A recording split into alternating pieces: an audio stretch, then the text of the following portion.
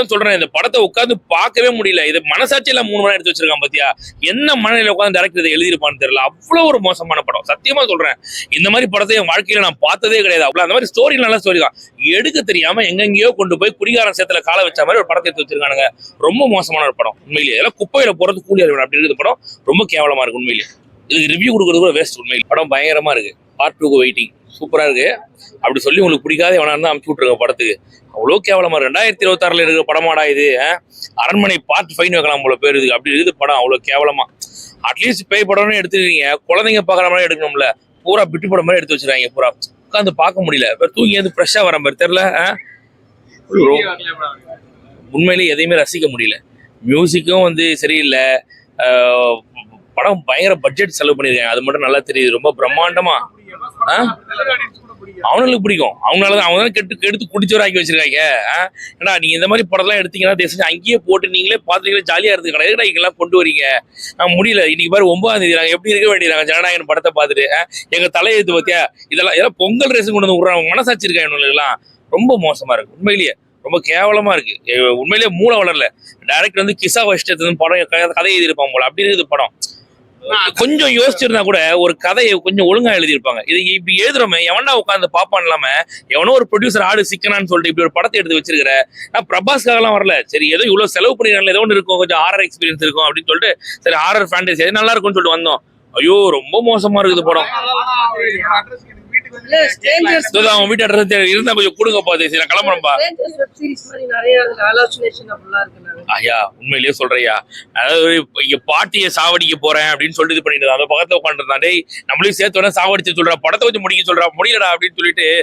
உண்மையிலேயே சொல்றேன், உங்களுக்கு யாராவது வாழ்க்கையில ரொம்ப பிடிக்காதவர் தானே அவனை தயவு செஞ்சு இந்த படத்துக்கு அமுச்சு விட்டுரு. அவன் அதோட உறவையே கட் பண்றான். அந்த மாதிரியான படம்டா இது உண்மையிலேயே.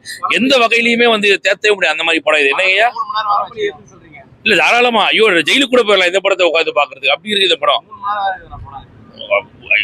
அதான் சொல்றேன், இந்த படத்தை உட்காந்து பார்க்கவே முடியல. இது மனசாட்சியில 3 மணி எடுத்து வச்சிருக்கான் பாத்தியா.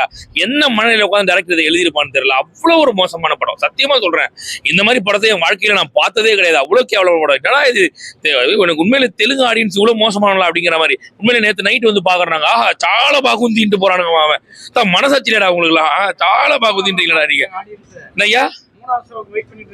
நானே பார்ட் 2 போயிட்டேன். அவன் ஆக்சுவலா என்னன்னா அடுத்த ஷோ ஓட்டுறதுக்காக எங்களை கோத்து விடுறதுக்காக வெயிட்டிங் சொல்லிட்டு போயிட்டாங்க.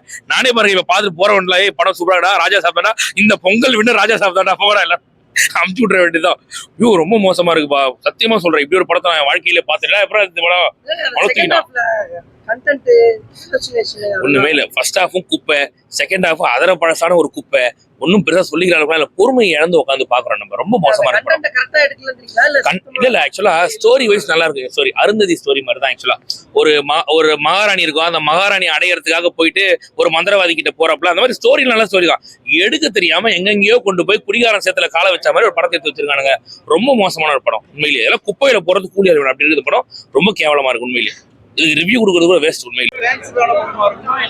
பிரபாஸ் ஃபேன்ஸுக்கான படம் இருக்கு. ஃபேமிலி ஆடியன்ஸ் அவ்வளவுதான். ஃபேமிலி ஆடியன்ஸ் நல்லா இருக்கு, ஒருத்ததா இருக்கு.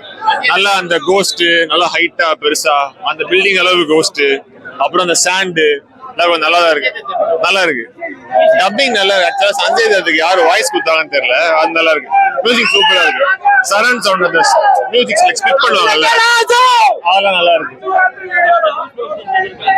கூஸ் பம்ப்ஸ்னா அது எப்படி சொல்றது, இந்த லைக் டிஃப்ரெண்ட் அட்டெம்ப்ட் பண்ணிருக்காங்கல்ல, அது கூஸ் பம்ப்ஸ். ஏன்னா யூஸ்வலா ஒரு டிபிக்கல் இருக்கும், அந்த ஒரு வாக்கு அந்த ஃபைட்டு அந்த மாதிரி இல்லாம மொத்தமா டிஃப்ரெண்ட் தான். அதுவே நல்லா சூப்பரா இருக்கு. அதனால அந்த மாதிரி அடிக்க தெரியாத மாதிரி இருந்து அப்புறம் அடிச்சு நல்லா கொஞ்சம் சிலதெல்லாம் வந்து டெக்னிக்கலா லைக் சைக்காலஜிக்கல் ஓரியன்டா இருக்கு. டைரக்டர் நல்லா ஒர்க் பண்ணிருக்காரு. நல்லா இருக்கு. ஆப்வியஸா நல்லாதான் இருக்கு. சூப்பரா இருக்கு.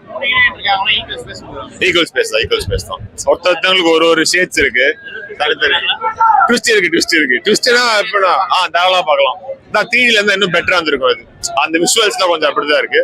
நல்லா நார்மலா பெருசா அப்படி சொல்றதுன்னா உங்களுக்கு ஸ்லோ மோஷன் அப்படின்லாம் இல்லாம அப்படியே போயிட்டு இருக்கு. நல்லா இருக்கு.